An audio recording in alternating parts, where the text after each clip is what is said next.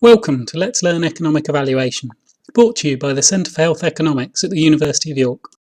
In this episode, we're going to introduce the basics of what economic evaluation actually is, looking at some of the core themes that are present in every form it takes. Many of the concepts used in the economic evaluation of health can be applied to a wide range of other topics. To demonstrate this, and as it is a much easier example than healthcare to introduce the core ideas, we will discuss economic evaluation in terms of sweets, following Tim and Tom as they go about their weekly business at the sweet shop. At the end of the episode, we will see how the same principles can be applied to health. Every week, Tim and Tom go to the sweet shop to spend their 10p of pocket money, which of course they spend on sweets and only sweets, because frankly, what else is there? Also, because this is the good old days where life was cheap and maths easy, they can buy a lot of sweets for 10p.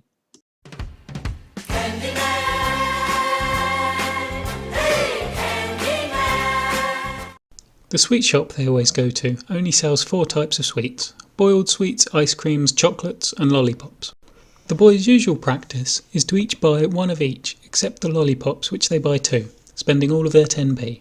They're not quite sure how they reach this practice and are happy to tweak it if the right new sweet arrives, but they like having a range of sweets in the diet, so always buy at least one of each sweet. The candy man's always keen to keep his best customers happy, so every now and then he starts selling the latest in sweet technology. As if by some amazing coincidence, this week the Candyman starts selling a new boiled sweet. This new sweet is the same flavour and price as the one the boys usually buy, but is twice the size, promising to last twice as long. Both boys stop buying the old boiled sweet and buy the new one instead, because, well, they're not silly.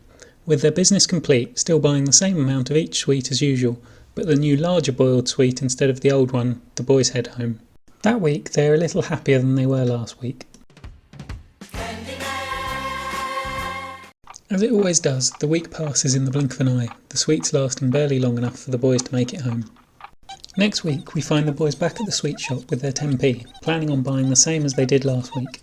But the Candyman yet again has a new sweet technology, this time a new ice cream with chocolate in it. Unfortunately, the comparison of ice creams isn't as easy as they faced last week. While the new ice cream is the same price, it's a bit smaller, so likely not to last as long, but it's a chocolate ice cream, so tastes even better. The boys are confused and a little scared.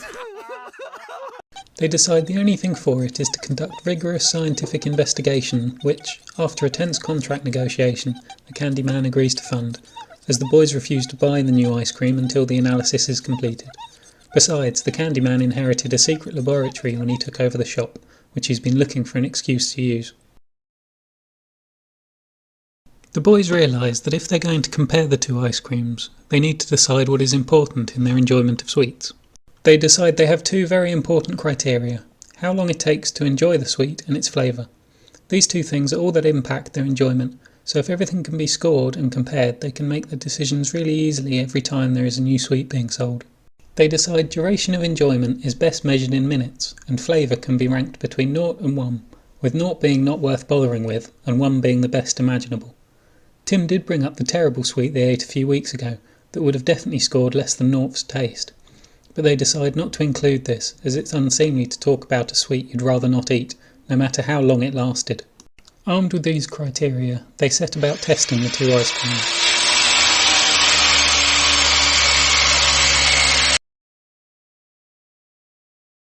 After hours of exhaustive analysis, they conclude that the original, plain ice cream can be enjoyed for 10 minutes and has a flavour of 0.4.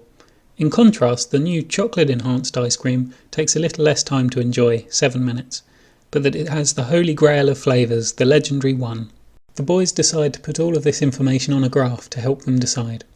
They realise that as they are trying to maximise both the flavour and the duration at the same time, they should choose the ice cream that takes up the greatest area on the graph. For simplicity, they decide to name this area the Flavour Adjusted Sweet Minute, or FASM.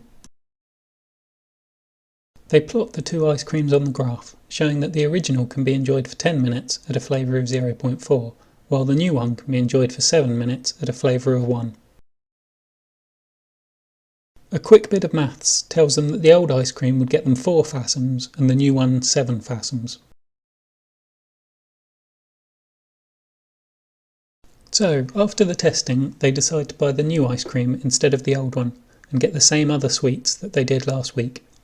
Again, that week they feel better off, but this time they know that they're better off by a whole 3 fathom each, whereas before they just had some poorly defined warm feeling inside. Again, another week passes before anything of interest happens.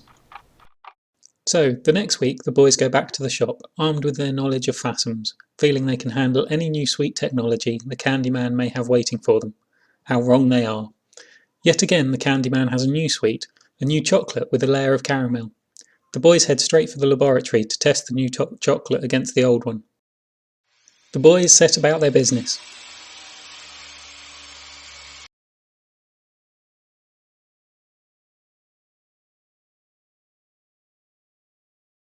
They conclude that the original chocolate took 6 minutes to eat, with a flavour of 0.5, while the new chocolate takes 5 minutes, with a flavour of 0.8. So the old chocolate is associated with 3 fathoms, but the new one 4 fathoms, so the boys decide to again go for the new sweet. They go back to the shop, ready to buy their new selection of sweets. The Candyman then drops the bombshell. The new chocolate doesn't cost the 2p that the old plain one cost, but 3p, a whole 1p more than the other. The boys are stunned. They cannot buy the new chocolate and keep the rest of their consumption of sweets the same. They start to head for the exit, when Tom has a brainwave. If they spent less money on lollipops, they could afford the new chocolate. They normally buy 2 lollipops anyway, so could forgo one and still get the required mixed diet. Back to the laboratory. So, they know from this week's testing that by buying the new chocolate they would gain 1 fathom at an additional cost of 1p. So they realise that if a lollipop gives them less than 1 fathom in enjoyment, then, as it costs the 1p they need to buy the new chocolate, they could be better off by buying the new chocolate instead of the old one and 1 lollipop. They set about their analysis. Lo and behold, as if it was scripted, a lollipop lasts for 1 minute and has a flavour of 0.5. Giving only 0.5 fathoms. So, they would be better off buying the new chocolate instead of the old chocolate and 1 lollipop. The boys are overjoyed.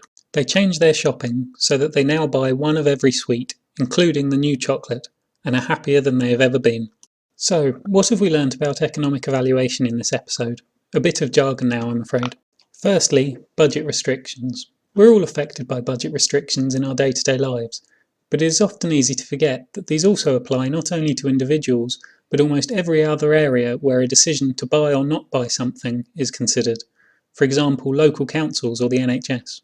Opportunity cost. This is the jargon way of saying you can't have it all. The boys couldn't have every new sweet that was sold. In this case, it was their limited pocket money that forced their decisions.